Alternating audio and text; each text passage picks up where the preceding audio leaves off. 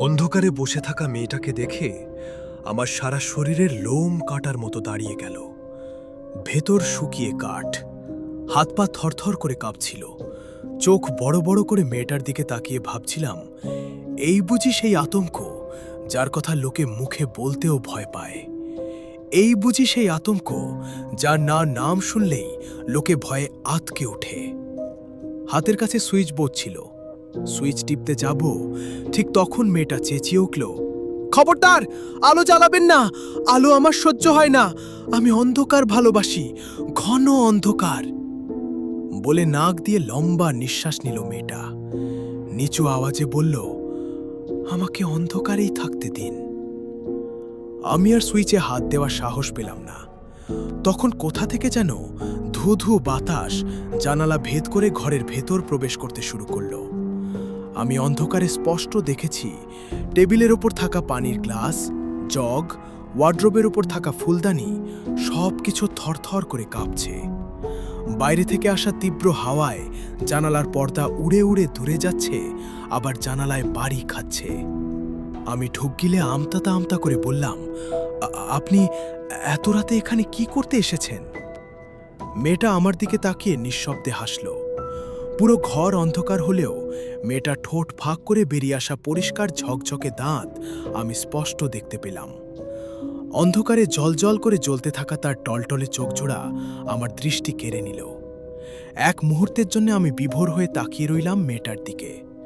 পরে মনে হলো, ঠিক এভাবেই বুঝি মেয়েটা মানুষকে নিজের বশে আনে, তারপর মনের আনন্দে বশ করা সেই মানুষটার সর্বনাশ করে।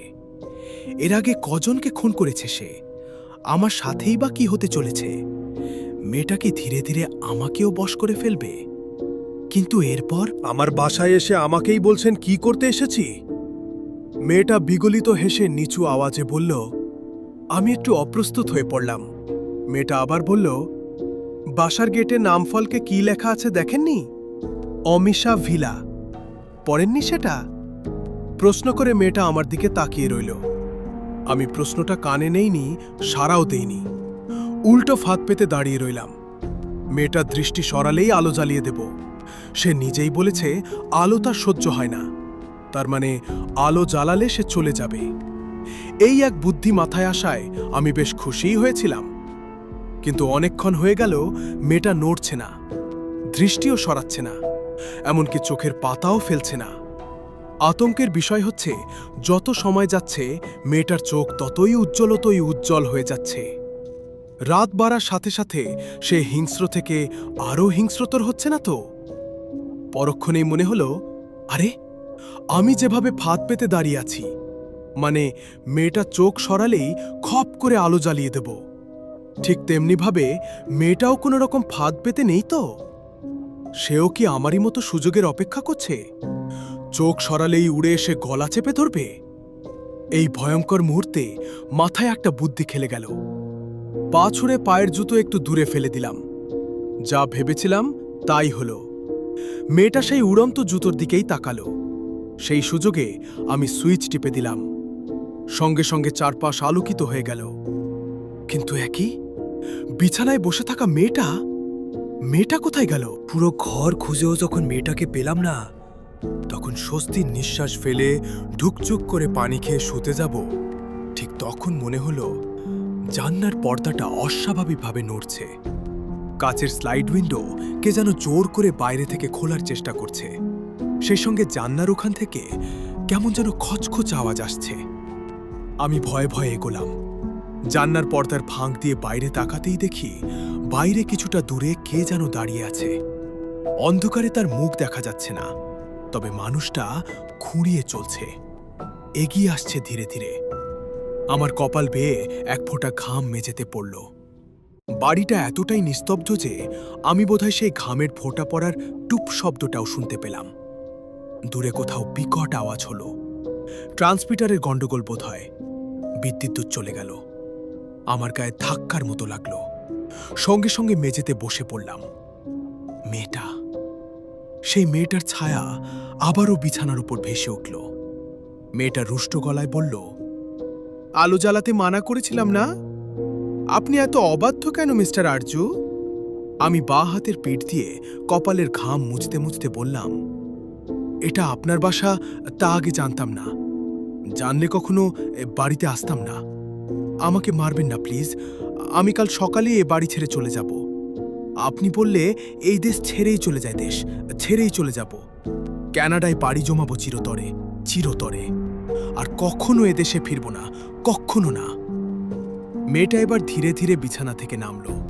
পা টেনে টেনে এগিয়ে এসে বাঁ হাত দিয়ে আমার ঘাড়ে আলতো চেপে ধরে ফিসফিস করে বলল, আমাকে মনে পড়ে?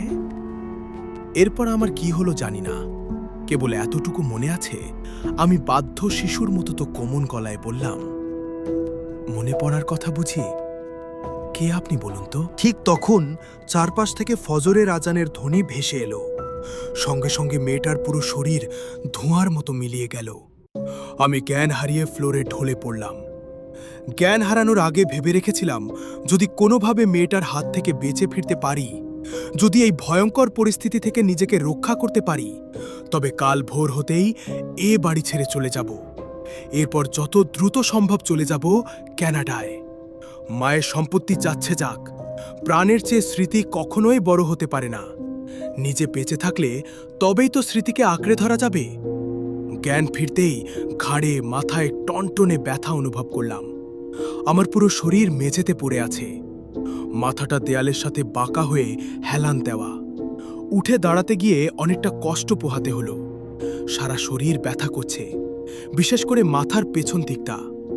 অজ্ঞান হয়ে যখন পড়ে গিয়েছিলাম, তখন বোধহয় মাথাটা সরাসরি দেয়ালের ওপর পড়েছিল। একই চারদিকটা ভালো করে তাকিয়ে দেখে ভেতরটা শুকিয়ে গেল। ঘরটা বৈদ্যুতিক বাতির আলোয় আলোকিত, তবে কাচের জানলার বাইরে ঘন অন্ধকার। দেয়াল ঘড়িতে 11টা বেজে 59 মিনিট। রাত 11টা! কতক্ষণ অজ্ঞান ছিলাম আমি? দ্রুত ছুটে গিয়ে বালিশের নিচ থেকে ফোন বের করে দেখি তারিখ দেখাচ্ছে 13ই সেপ্টেম্বর। তার মানে একটানা 20 ঘন্টা অজ্ঞান ছিলাম আমি। ডং ডং শব্দ করে দেয়াল ঘড়ি বেজে উঠল। সময় রাত 12টা। দেয়াল ঘড়িটা বেজে ওঠার সঙ্গে সঙ্গে বিদ্যুৎ চলে গেল। অন্ধকারে ঢেকে গেল চারপাশ। দরজা জানলা বন্ধ থাকা সত্ত্বেও এক পোষলা হিম শীতল হাওয়া আমার পুরো শরীর ছুঁয়ে গেল। সেই হাওয়া বয়ে চলার শা শা শব্দের মতো আরও একটা শব্দ শুনতে পেলাম, সেই দারোয়ানের গলার আওয়াজ। রাইতে সাবধানে থাইকেন। শত চেষ্টা করেও ফোনের আলো জ্বালাতে পারলাম না। ফোনটা আপনা আপনি বন্ধ হয়ে গেছে। পাওয়ার বাটন চেপে রাখার পরও খুলছে না। লাইটারটাও খুঁজে পাচ্ছি না কোথাও। এ কেমন গোলক ধাঁধায় আটকা পড়লাম আমি। অন্ধকারে মৃদু হাওয়া যেন আমার কানে কানে বলে গেল, সে আসছে, হাওয়ার বেগে ছুটে আসছে সে।